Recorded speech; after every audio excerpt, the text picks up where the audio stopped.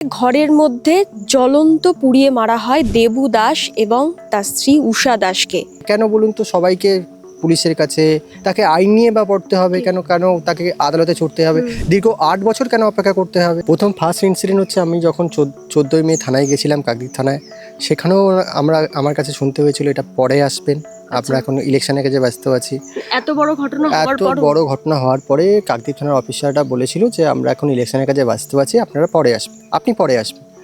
ঠিক 4-5 দিন পরে আমার বাবা মার দেহ সৎকার করব, সেই জন্য আমি বডিটা চাইছিলাম, কিন্তু ওরা বললো যে আমরা এখন দিতে পারবো না, আপনি পরে আসবেন। যারা এই ঘটনার সঙ্গে যুক্ত তারা এখানে বসবাস করছে, কিন্তু আমার বাবা মার এই ঘটনা হয়েছে, আমি এখানে থাকতে পারি না, কারণ আমি বাইরে থাকতে হয়, কারণ সেই দুষ্কৃতীরা এখানে বসবাস করছে। আমি যখন পা বেরিয়েছিলাম তখন একটা পার্টি আমার সঙ্গে ছিল, যেটা হচ্ছে সিপিএম পার্টি। আমি তো সরকারের কাছে কিছুই চাইছিলাম না, আমি চেয়েছিলাম একটা ইনভেস্টিগেশন, যার মাধ্যমে প্রকৃত দোষীরা তারা সাজা পাবে, এই উদ্দেশ্যে আমি একটা মামলা ফাইল করেছিলাম, যাতে দোষীরা সাজা পাক, নির্দোষরা ছাড়া পাক। হাই, আমি একটা বই পোকা। ছোটবেলা থেকেই মা বলতো পরীক্ষার আগে বইগুলো গুলে খেতে হবে। তো ব্যাপারটা আমি একটু বেশি সিরিয়াসলি নিয়ে ফেলেছিলাম। খুঁটিয়ে পড়তে গিয়ে বই খুঁটে খেয়ে ফেললাম। তাও ক্লাস 11-এর দুটো সেমিস্টারে একটাও কমন পেলাম না, কিন্তু 12-এর সেমিস্টারগুলোতে ছক্কা মেরেছি। কারণ আমি ডিসকভার করেছিলাম মৌলিক লাইব্রেরি প্রকাশিত সম্রাট সিরিজের সমস্ত এক্সক্লুসিভ সাজেশন বুক উইথ প্রচুর কমন পাওয়ার গ্যারান্টি, প্লাস টেস্টি ছিল। 2018 সালের পঞ্চায়েত ভোটের সময় সিপিএম পার্টি করার কারণে নানা রকম থ্রেট আসতো তার কাছে। তারপরে ওই ভোটের টাইমেই একেবারে ঘরের মধ্যে জ্বলন্ত পুড়িয়ে মারা হয় দেবু দাস এবং তার স্ত্রী উষা দাসকে। কাকদ্বীপের বাসিন্দা, তাদের অপরাধ বোধহয় ওটাই ছিল যে তারা বিরোধী দল করতেন। তৎকালীন তৃণমূলের গুন্ডা বাহিনী, তাদের নানা রকম এলাকার যারা গুন্ডারা ছিল তাদের উপর অভিযোগ আসে। মূল অভিযুক্তই ছিল এখানে তৃণমূলের কয়েকজন গুন্ডা। তার পর থেকে অনেকগুলো বছর পেরিয়ে গেছে। তার ছেলে এই মুহূর্তে আমাদের সঙ্গে রয়েছেন, দীপঙ্কর দাস। বাবা মায়ের মৃত্যুর সঠিক বিচার এত দিন ধরে, এত বছর ধরে তিনি চেয়েছেন, লড়াই করেছেন, যার কারণে 2019 সাল থেকে আইনের পড়াশোনাও করেন। লক্ষ্য একটাই ছিল বাবা মায়ের মৃত্যুর সঠিক বিচার। সেই বিচার কোথাও গিয়ে আজও অধরা। আগের সরকারের কাছে বারংবার আহ্বান জানানো সত্ত্বেও সঠিক বিচার এখনো পর্যন্ত হয়নি। রাজ্যে যখন সরকার পরিবর্তন হয়েছে, নতুন সরকারের নতুন মুখ্যমন্ত্রী শুভেন্দু অধিকারীর সঙ্গে যে 3 পরিবার দেখা করেছিল, তামান্নার পরিবার, আনিস খানের পরিবার, অন্যদিকে দেবু দাসের একমাত্র ছেলে দীপঙ্কর দাস, তিনিও দেখা করেন।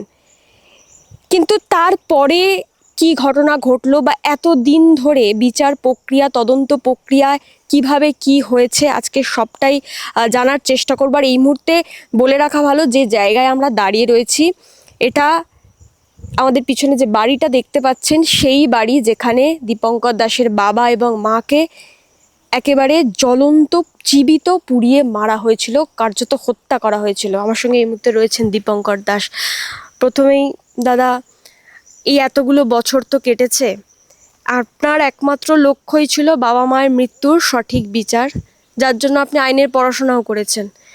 8 বছরের তদন্তের কি এগিয়েছে, কতটা এগিয়েছে, বা যা হয়েছে তাতে কি আপনি সন্তুষ্ট?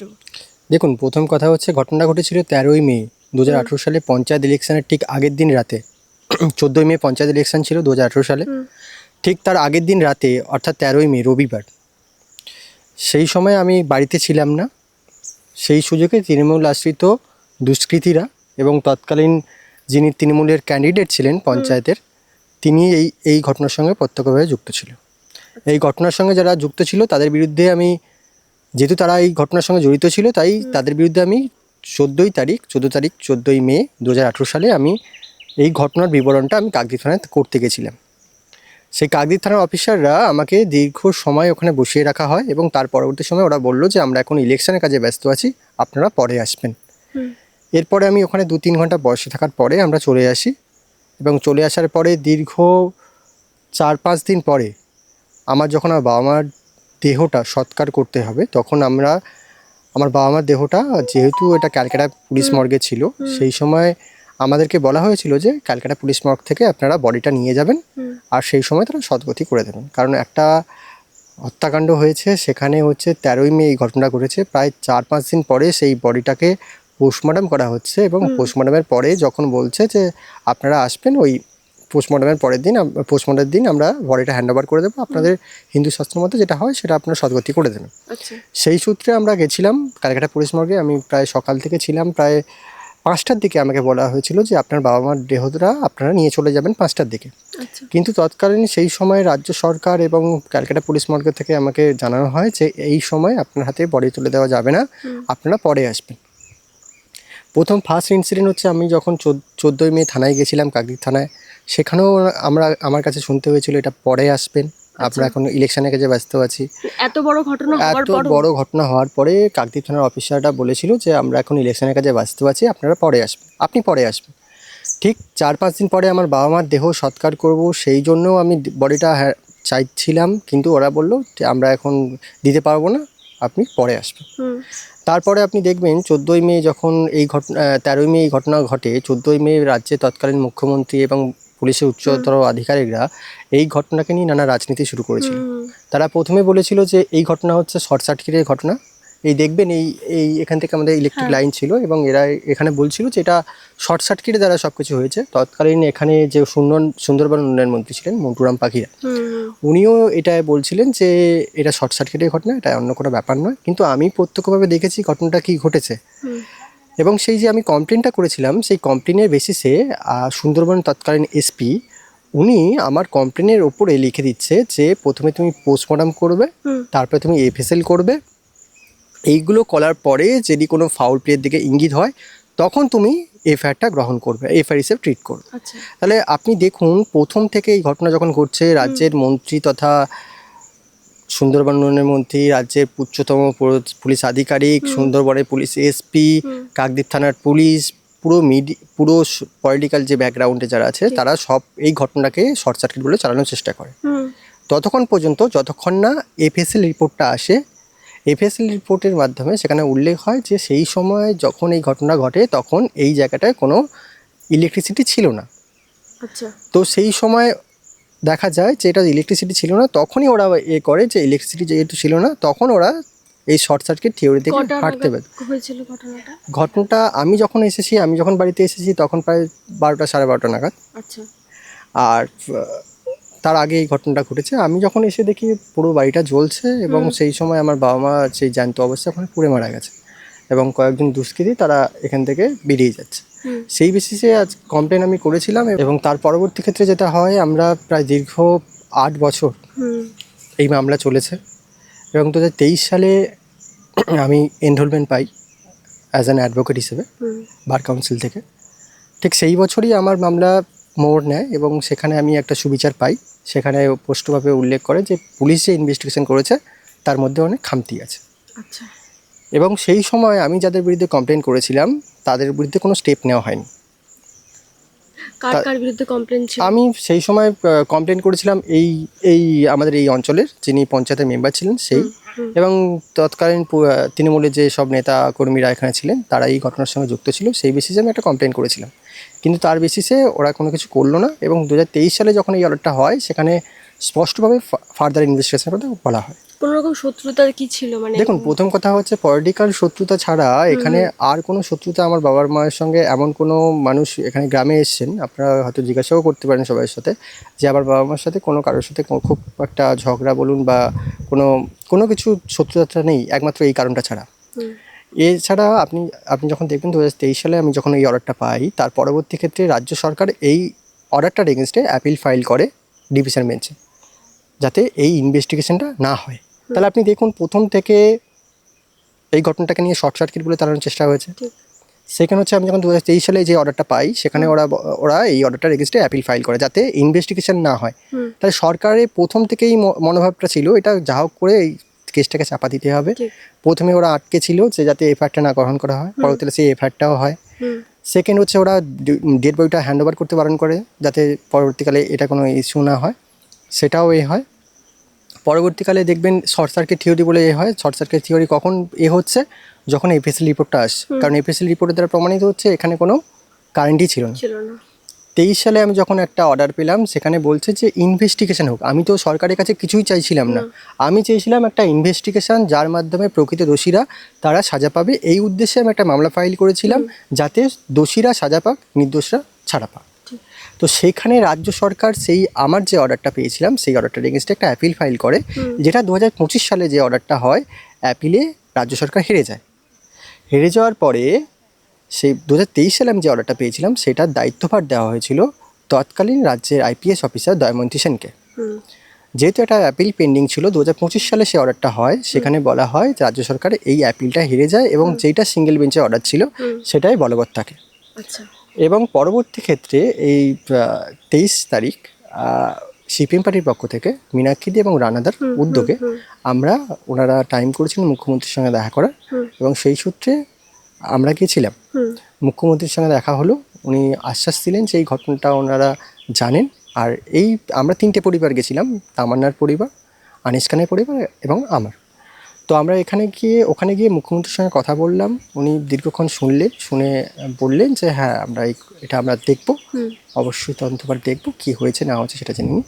তো সেই সূত্রে উনি বলে দিয়েছিলেন, আমরা যেদিনকারই গেছিলাম সেই দিনকার ডিজিকে ফোন করেছিলেন। ডিজিকে ফোন করার পরে আমরা 7টার দিকে ডিজির সাথে কথা বলি, পুরো ঘটনাটা খুলে বলি, এবং সেই দিনকার রাতে যাদের বিরুদ্ধে আমি কমপ্লেন করেছিলাম তাদেরকে সবাইকে অ্যারেস্ট করে। মানে এত 8 বছর ধরে, দীর্ঘ 8 বছর ধরে তাকে ইন্ট্রোডাকশনের জন্য ডাকা হয়নি। আচ্ছা, দীর্ঘ 8 বছর পরে তাদেরকে অ্যারেস্ট করা হয় এবং তার পরের দিন কাকদ্বীপ করে তাদের তোলা হয়।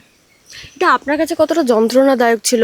8 বছর ধরে আপনি বাবা মার বিচার পাওয়ার জন্য লড়ছেন, সেখানে দুষ্কৃতীরা যারা আপনার বাবা মাকে এভাবে মারলো, তারা রীতিমতো খোলা ঘুরে বেড়াচ্ছে, দাপটে ঘুরে বেড়াচ্ছে। অবশ্যই আমি তো এই আসলাম এই বিচারটা পাওয়ার পর।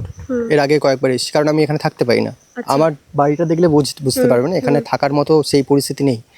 যখন এই ঘটনা ঘটেছিল তারপর থেকে যারা এই ঘটনার সঙ্গে যুক্ত তারা এখানে বসবাস করছে, কিন্তু আমার বাবা মার এই ঘটনা হয়েছে, আমি এখানে থাকতে পারি না, কারণ আমি বাইরে থাকতে হয়, কারণ সেই দুষ্কৃতীরা এখানে বসবাস করছে। তাহলে আপনি দেখুন, সরকারের মদতপুষ্ট হলে মানুষ কি হতে পারে। শুধু আমার মতো এরকম পরিবারও আছে যারা এইভাবে ঘটনা করছে, কিন্তু আমি কখনো চাইবো না যে এরম কখনো ঘটনা ফিরে আসুক, এরমভাবে কারো বাবা মাকে পুড়িয়ে মারুক, এমন একটা ছেলেকেও তৈরি হোক যার জন্যে কোনো একটা বিচার চাইতে গেলে তাকেও আইনজীবী হতে হচ্ছে, আইনজীবী হয়ে তার বাবা মার মারপিটা করতে হচ্ছে। তো এই সরকারের যদি দায়িত্ব থাকে, কেন বলুন তো সবাইকে পুলিশের কাছে তাকে আইন নিয়ে বা পড়তে হবে, কেন তাকে আদালতে ছুটতে হবে, দীর্ঘ 8 বছর কেন অপেক্ষা করতে হবে? সেই সরকার পারলেও তো পারতেন যে প্রকৃত দোষী তা খুঁজে পাক। সরকারের সদিচ্ছা থাকা দরকার, যে হ্যাঁ, কোনো একটা ঘটনা পরে সরকারের সদিচ্ছা না থাকলে তো কিছু হয় না। এই সরকারের সদিচ্ছা ছিল, তাই জন্য দোষীরা সাজা পেয়েছে। আগে সরকারের সদিচ্ছা ছিল না, যাতে দোষীরা তাদের নেতা কর্মীদের তাদের বাঁচানোর চেষ্টা করেছে। দীর্ঘ 8 বছর পরে মুখ্যমন্ত্রী যখন বললেন, আশ্বাস দিলেন, তখনই 10 জনকে অ্যারেস্ট করেছে। 10 জনকে অ্যারেস্ট করেছে। কাকদ্বীপ থানার সিটের এখন বর্তমানে সিটের দায়িত্ব আছেন আইপিএস মুরলীধর শর্মা, তার নেতৃত্বে সিট, এবং কাকদ্বীপ থানার পুলিশ এবং সুন্দরবন জেলা এসপি থেকে ওরা 10 জনকে অ্যারেস্ট করা হয়েছে এবং বর্তমানে তারা পিসিতে আছে। এবং সেই সময় আমিও এসেছিলাম কাকদ্বীপ কোর্টে এই বিলটাকে অপোজ করার জন্য, এবং সেখানে 14 দিনের পিসি ওরা এখন বর্তমানে জেলে কাস্টডিতে আছে। 14 দিন পরে ওদেরকে আবার তোলা হবে ফার্দার। এবার এই যে আপনার আইন নিয়ে পড়াশোনা করার এই যে চিন্তা ভাবনা, এটা কি শুধুমাত্র বাবা মায়ের বিচারের জন্যই আসলো? দেখুন, প্রথম কথা হচ্ছে, এটা তো আমি কখনো ভাবিনি যে আমি কখনো আইন নিয়ে পড়বো। এরপরে আমি যখন প্রথম আমার আদালতের সম্পর্কে ধারণা হয়, তখন আমার তো কখনো এইসব ধারণা ছিল না। আমার কখনো কোর্টে যেতে হবে, কোর্টে গিয়ে মামলা করতে হবে, তারপরে যে আইন নিয়ে পড়বো, এটাও আমার কখনো স্বপ্ন ছিল না বা বাস্তবে কখনো ছিল না। আমি যখন প্রথম 2018 সালে আমি যখন কোর্টে যাই, কোর্টে যখন গেলাম, তখন আমার আইনজীবী ছিলেন সৌরভ মণ্ডল, সব্যসাচী চ্যাটার্জি, বিকাশ রঞ্জন ভট্টাচার্য প্রমুখরা। এনাদেরকে আমি দেখলাম, এবং দেখার পর ওনারা বললেন যে তুমি তো যেহেতু এটা তুমি করেছো, তোমার মামলা তুমি নিজে থেকেই করতে পারো, কোনো প্রবলেম, তুমি আইন নিয়ে পড়তে পারো, কারণ তুমি গ্র্যাজুয়েশন করেছো, আপনার গ্র্যাজুয়েশন করা যায়, কোনো প্রবলেম নেই। তো ওনাদের আশ্বাসে বিশেষ করে সব্যসাচী চ্যাটার্জি, যিনি আমার যে আইনজীবী হওয়ার পক্ষে, উনি না থাকলে হয়তো এগুলো কিছুই সম্ভব হতো না। তার সঙ্গে আমার পড়ার ক্ষেত্রে পাঞ্জাব ন্যাশনাল ব্যাংকের শ্রমিক ইউনিয়ন, যাদের সাহায্য না হলে আমার হয়তো এই আইনজীবী হওয়া হতো না, কারণ আমার পড়ার ক্ষেত্রে ওনারা অনেকটাই সাহায্য করেছেন। যেসব মানুষগুলোর জন্য আমি আজকের আইনজীবী হয়ে আমার বাবা মার কেসটা লড়তে পারছি, তো তাদের নামটা বলা প্রয়োজন, অবশ্যই। যাদের জন্য আমি এই পজিশনে আসি। অবশ্যই। তো সেই মানুষগুলোর সাহায্যে আমি এতদূর পর্যন্ত পৌঁছেছি। আমি দেখুন, একটা দীর্ঘ লড়াই 2018 সাল থেকে 2026 সাল, তারপরে একটা সাময়িক একটা স্বস্তি যেখানে অ্যারেস্ট হয়েছে। শুধু অ্যারেস্ট হলে তো হয় না, একজন আইনজীবী হিসাবে আমি জানি শুধু অ্যারেস্ট দিয়ে কোনো কিছু হয় না। একটা প্রকৃত কমপ্লেন হচ্ছে, তার বেসিসে একটা অ্যারেস্ট হয়েছে, অ্যারেস্ট হলে তো হয় না, তারপরে নিজস্ব স্টেপ থাকে, পুলিশের একটা রিপোর্ট থাকে, তারপরে চার্জশিট হয়, চার্জশিটের বেসিসে একটা ট্রায়াল কমপ্লিট হয়, তারপর জাজমেন্ট। তো এই প্রসিডিংটা যেটা চলতে হবে সেটা দুটো নিষ্পত্তি করতে হবে, কারণ অলরেডি আপনি দেখবেন 2018 সাল থেকে 2026 সাল প্রায় দীর্ঘ 8 বছর কেটে গেছে। দা এভিডেন্স ছিল, তৎকালীন যিনি পুলিশ অফিসার ছিল, যিনি আমার এই মামলার আয়ও ছিলেন, যা করার তো উনিই তো করে দিয়েছেন। এবং আপনি যদি এখানে আপনারা এসছেন এখানে যদি প্রত্যক্ষভাবে আপনি গিয়ে যে অ্যাকিউজডগুলো আমাদের এই এর সঙ্গে ছিল, জড়িত ছিল, আপনি গিয়ে পাড়ায় খবর নেবেন একজন পুলিশ অফিসার তিনি কি করে অ্যাকিউজডের বাড়িতে বাজার বয়ে দেয়। আচ্ছা, আপনি গিয়ে খোঁজ নিন, এখানে বিদ্যুৎ পাড়ার নেতাদের এত পাড়ার প্রভাব? নেতাদের এত প্রভাব, বা আপনি গিয়ে খোঁজ নিন একটা পুলিশ অফিসার তিনি সরকারি উদ্যোগ পড়ে একজনের বাজার বয়ে দিচ্ছে, তাহলে কতটা প্রভাব থাকলে এটা করা যায়। তাহলে তিনি যদি সত্যিই যদি পলিটিক্যাল নেতা হিসাবে করেন, তাহলে পুলিশের চাকরি করে বা পুলিশের উর্দি পড়ে তো করার কোনো প্রয়োজন ছিল না। ঠিক। আজকে ওরা নির্দিষ্টভাবে ঘুরে এগুলো বেড়াচ্ছে। আপনাকে দেখতে হয়েছে এই 8 এগুলো আমাকে বছরে? দীর্ঘ 8 বছর তো দেখতে, এখনো বর্তমানে যদি এরা অ্যারেস্ট না হতো আমাকে আসতে এটাও হলো, দেখতে এটাও দেখতে হতো। এখানে এই 8 বছরে কতবার আসা হয়েছে এইখানে এই জায়গায়? কয়েকবার এসেছি। কয়েকবার। নেতাদের প্রভাবের কারণে কি আসা নেতৃত্বের হয়নি? প্রভাবের কারণে আমি আসতে পারি না। এখন যদিও আসি, সকালে আসি, বিকেলে চলে যাই, কারণ ওরা থাকতো এখানে, তো আমার কোনোভাবে থাকা সেফ ছিল না। আচ্ছা। এখনও যে সেফ তাও নয়, কারণ অলরেডি তার আরও যে সাঙ্গপাঙ্গ আছে তারা তো অলরেডি এখানের মধ্যে বসবাস করছে, তা তো এর বাইরে কেউ নয়, তারা কখনো অ্যাটাক করতে পারে সেই এতে। এবার তাছাড়াও দেখুন, পলিটিক্যাল নেতার চাপ থাকলে কতটা মানুষ প্রভাবিত হতে পারে। আর এমন একটা ঘটনার পরে রাজ্য সরকার বলুন, তৎকালীন পুলিশ প্রশাসন, যদি একটা প্রশাসনের একটা উচ্চপদস্থ নেতাকর্মী, তারা সবাই কি হতে পারে। ঠিক। আর এই ঘটনার পরে নানা রাজনীতি শুরু হয়েছে এবং সেটা শর্ট সার্কিট করে চালানো হয়েছে। আমি চাই না এই ঘটনা। এটাও আপনার কাছে কতটা প্যাথেটিক ছিল যে বাবা মার এভাবে মৃত্যু আপনি দেখছেন, যেখানে পেট্রোল দিয়ে জ্বালিয়ে দেওয়া হয়েছিল, সেখানে আপনাকে টেলিভিশন মিডিয়াতে শুনতে হচ্ছিল যে শর্ট সার্কিটে মারা গিয়েছে। কারণ দেখুন, এখানে হচ্ছে যেটা হয় না, পুলিশের তৎকালীন নেতা, পুলিশের উচ্চপদস্থ কর্মচারী বা আইও বা তৎকালীন সুন্দরবন উন্নয়ন মন্ত্রী, তৎকালীন মুখ্যমন্ত্রী, সবাই একই তত্ত্ব খাড়া করার চেষ্টা করেছে যে এটা শর্ট সার্কিটের ঘটনা। কিন্তু প্রকৃত ঘটনা ঘটেছে, যেটা ঘটনা ঘটেছে সেটা তো আমি নিজের চোখে দেখেছি। সেটা কি করে ওনারা বলছেন যেটা শর্ট সার্কিট? তাহলে একটা ছেলে হিসাবে ভাবুন, একটা ছেলের হিসাবে তার সামনে তার বাবা মার খুন হচ্ছে, তার বাবা মাকে জ্যান্ত জ্বালিয়ে দেওয়া হচ্ছে, তারপরে নেতাকর্মী বা পুলিশের আধিকারিকরা তাকে এই সত্যটাকে ঝামাচাপার জন্য কতটা উঠে পড়ে লেগেছে। দীর্ঘ সময়ের পরে আজকের দোষীরা অ্যারেস্ট হয়েছে। আমি মুখ্যমন্ত্রী, আমার যে আবেদন ছিল সেটা উনি শুনেছেন, তার পরিপ্রেক্ষিতে ওরা অ্যারেস্টও হয়েছে। এবং আমি চাইবো এই ঘটনা, এরম হাজার ঘটনা বা আমার ঘটনা ইনক্লুডিং, সেখানে যাতে এই যাদের অ্যারেস্ট করে হয়েছে তাদের দুটো যাতে চার্জশিট দেওয়া হয় এবং যাতে ট্রায়ালটা কমপ্লিট হয়। যারা প্রকৃত দোষী, আমি চাই প্রকৃত দোষী পেরিয়ে আসুক। আমি একটা কমপ্লেন করেছি, প্রকৃত দোষী যারা এই সঙ্গে ঘটনার সঙ্গে যুক্ত তারা যেন সাজা পায় এবং নিকৃষ্টতম সাজা পায়। আমি তো চাই না কোনোভাবে এই ঘটনার যা দোষী তারা ভাবে সাজা পাক, মানে ছেড়ে নির্দোষরা সাজা পাক, এবং দোষী যারা করেছে তারা যেন অবশ্যই পুলিশ কাস্টডিতে থাকে এবং তাদের সাজা হওয়ার, এটাই আমি চাইছি। কারণ এই ঘটনা যে আবার ফিরে আসলে, আমি চাই না কোনোভাবে এই ঘটনা আবার ফিরে আসুক এবং কোনো ছেলেকে দেখতে হোক তার বাবা মার এরমভাবে মৃত্যু হোক।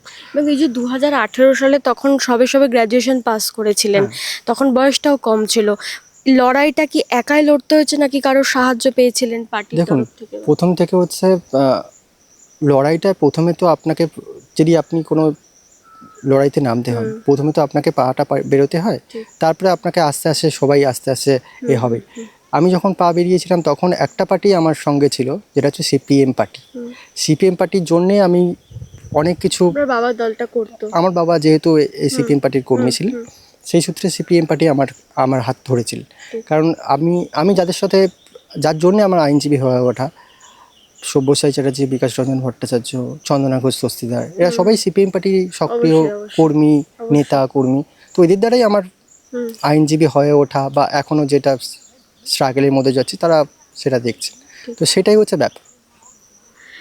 আজকে কি মনে হয় এই সরকার এই দোষীদের সাজা দেবে, সঠিক বিচার আপনি পাবেন? দেখুন, কিছুটা তো স্বস্তিতে আছি, আবার যেটা হচ্ছে 14 দিন পরে ওদেরকে নেওয়া হবে। আমি চাইছি যারা পুলিশ যাতে ইনভেস্টিগেশনটা দ্রুত সম্পূর্ণ হয়, কারণ অলরেডি 8 বছর কেটে গেছে। হুম, এর থেকে দেরি হলে আর কিছু থাকে না। ঠিক। এভিডেন্স যেগুলো কালেক্ট করার কথা, তৎকালীন যিনি অফিসার ছিলেন, যে তার দায়িত্ব নিয়ে যে এভিডেন্সগুলো ট্যাম্পার করেছে, আমি চাই যে অফিসারগুলো এই আগের যে তদন্তে যেই অফিসারগুলো ছিল তাদেরকে তদন্তে আয়তায় আনা হোক। আচ্ছা। কারণ তাদের দায়িত্বে তো এই ঘটনাগুলো ঘটেছে, হুম, তাদের দায়িত্বে তো এভিডেন্সগুলো ট্যাম্পার করা হয়েছে, তাদের দায়িত্বে তো এই সব যারা দোষী, যারা আমি যাদের কমপ্লেন করেছেন তাদেরকে ছেড়ে দিয়ে অন্য 16 জনকে অ্যারেস্ট করেছে। আমি চাইছি যে 16 জনকে অ্যারেস্ট করেছেন, আমি যে কমপ্লেনটা করেছেন তাদের বিরুদ্ধে কোনো স্টেপ নিলেন না আপনি। আপনার মনে হচ্ছে এই 16 জন করেছে বা এই 12 জন করেছে, আমি যাদের নামে কমপ্লেন করছেন তাদের তো আপনি কোনো কিছু করলেন না। ঠিক। তাদেরকেও আপনি চাইছেন যে মানে প্রত্যেককেই তদন্তের প্রত্যেককেই তদন্তে আওতায় নেওয়া হোক। আমি চাইছি যে যারা প্রত্যক্ষভাবে দোষী তারা সাজা পাক, এবং এই ঘটনার সঙ্গে যারা যুক্ত তারা আইনের আওতায় এনে আইনের শাসন প্রচেষ্টা হোক, এটাই আমি চাই, আর কিছুই না।